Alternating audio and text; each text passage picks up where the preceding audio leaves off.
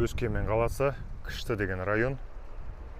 Міне осы үйден 8 жыл бұрын осы үйден бір бағдарламамен ең алғашқы үйімді ипотекаға алған болдым.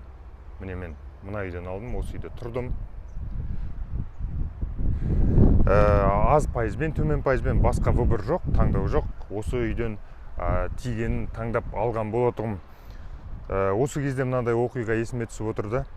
Өткенде онлайн кеңес жүргізіп отырсақ, бір регионда, аймақта госпрограммаға қатысқан бір кісі 2%-ді көп балалы отбасы ретінде кезекте тұрған, 2%-ді госпрограммаға қатысқан, конкурстан өткен, табысты да растаған.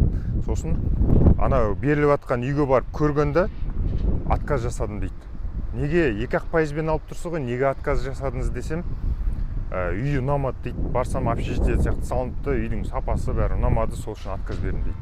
Бұл жерде айтпағым, кез келген сапасы нашарлау үйді ала беріңіздер деген сөз емес бұл. Бұл ең алғашқы үйіңіз мінсіз болмауы мүмкін, бірақ сол алғашқы үйіңіз сіздің арманыңыздағы үйді алуға тірек болады. Таныс достарға жіберіп қойыңыздар ағайын. Жақсы.